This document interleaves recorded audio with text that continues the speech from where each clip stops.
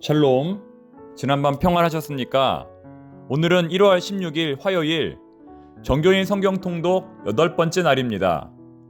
오늘 우리가 읽을 성경의 분량은 창세기 44장부터 50장까지입니다. 창세기의 마지막 부분입니다. 아마도 오늘의 본문은 창세기 전체에서 가장 극적이고 가장 중요한 부분 중에 한 장면이라고 말할 수 있을 것입니다.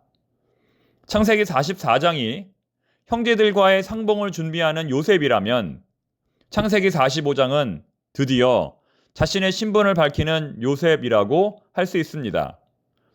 창세기 44장을 보시면 형들과 식탁에서 오랜만에 식사를 마친 요셉은 그들에게 자신을 나타내고 싶은 마음을 최대한 억제하고 형들과의 진정한 만남을 위해 마지막 준비를 서두르고 있습니다.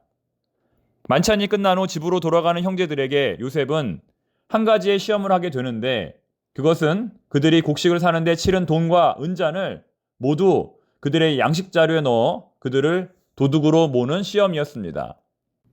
이 시험에서 형제들은 어떤 반응을 보일까요? 형제들의 대표인 유다가 이렇게 말합니다. 우리가 내 주께 무슨 말을 하오리이까? 무슨 설명을 하오리이까? 우리가 어떻게 우리의 정직함을 나타내리이까? 하나님이 종들의 죄악을 찾아내셨으니 우리와 이 잔이 발견된 자가 다 내 주의 노예가 되겠나이다. 그리고 유다는 자신이 범인으로 지목된 베냐민을 대신하여 노예가 되겠다고 말합니다. 33절 말씀.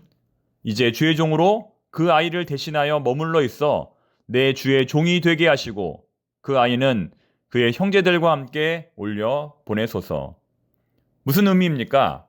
이전에는 서로에 대한 질투심으로 죄를 짓고 나서도 전혀 죄의식을 느끼지 못했던 형들이 이제는 자신의 죄가 아님에도 불구하고 책임을 지겠다고 하는 성숙한 반응을 보이고 있는 것입니다.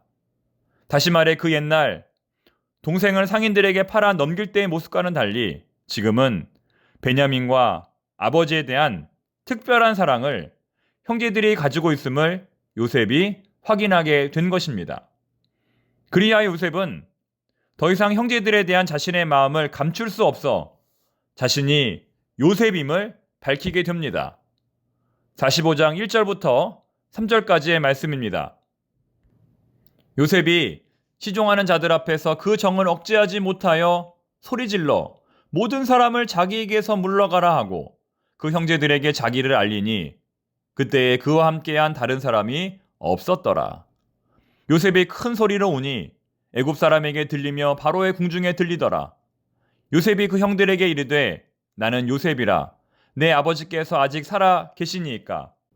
형들이 그 앞에서 놀라서 대답하지 못하더라.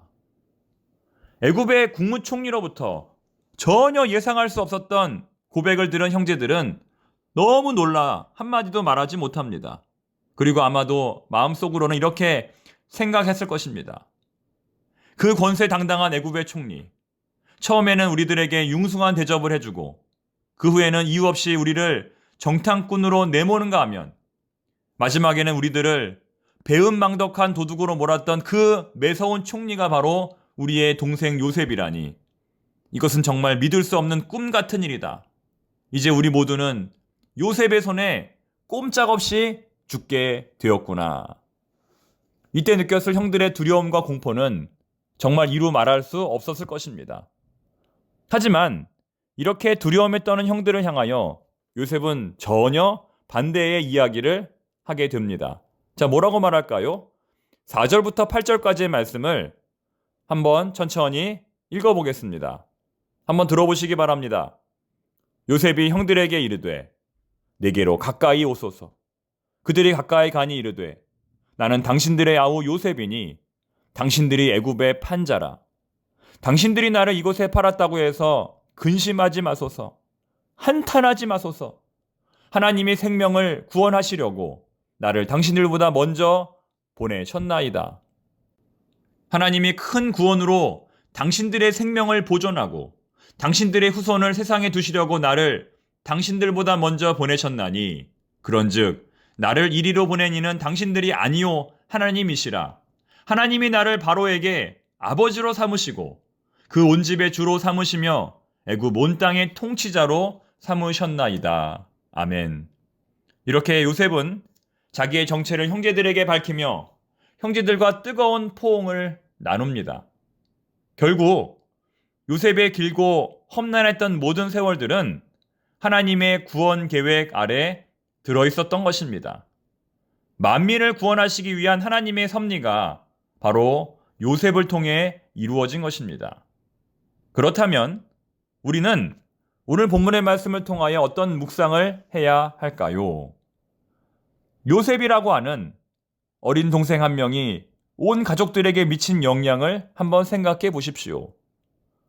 지금은 비록 철없고 어린 아이일지라도 그 아이가 하나님의 꿈을 꾸며 하나님의 비전을 갖고 장차 어떤 사람으로 변하게 될지 그 모습을 한번 생각해 보십시오.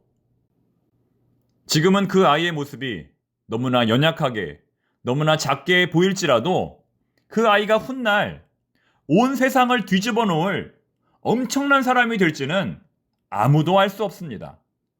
그런데 여러분, 그 아이는 바로 당신입니다. 그 아이는 바로 당신입니다. 하나님께서 여러분을 이 땅에 보내시고 여러분을 이 가정에, 이 교회에, 이 나라에 태어나게 하신 이유는 과연 무엇일까요? 그러므로 우리는 지금의 모든 일들을 하나님과의 관계 속에서 생각해야 합니다.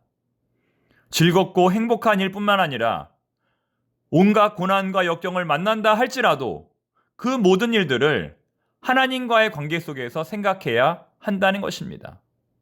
즉, 하나님을 믿는 사람들은, 성도는 인생의 모든 것들을 우리 하나님의 관점으로, 하나님의 중심으로 바라보는 사람입니다. 그럴 때 내 인생은 가치 있고 의미 있고 소중한 인생으로 거듭나는 것입니다. 정혜윤의 삶의 발명 152페이지에 나오는 내용입니다. 한 사람이 태어나는 것이 얼마나 귀한 것인가에 대한 내용인데요. 여러분의 부모가 만날 확률과 그 두 사람이 여러분을 임신하기 위해 함께 있을 확률을 곱하면 여러분이 태어날 확률은 기본적으로 4천만 분의 1에서 시작된다. 그러나 이것은 생물학적 확률을 아직 고려하기 전이다. 여러분의 어머니가 평생 10만 개의 난자를, 여러분의 아버지가 평생 4조 개의 정자를 생산한다고 하면 여러분들이 지금 여기에 있을 확률은 대략 40경 분의 1이다.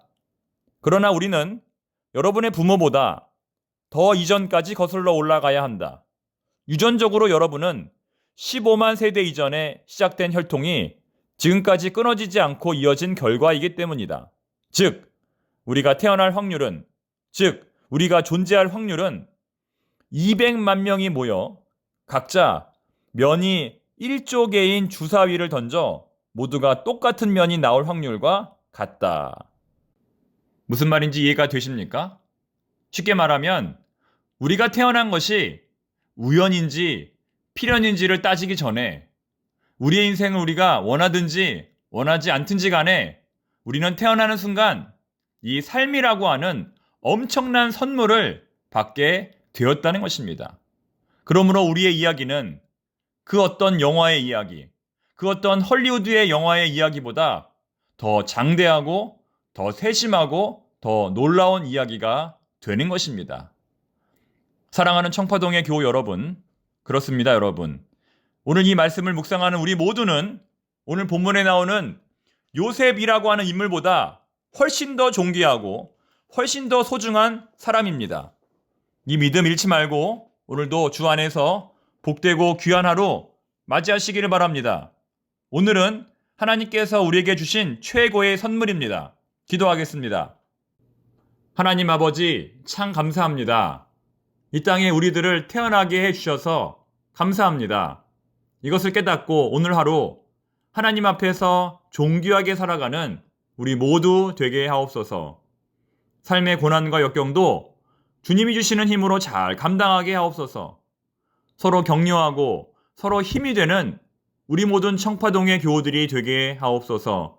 예수님의 이름으로 기도드립니다. 아멘. 괴로울 때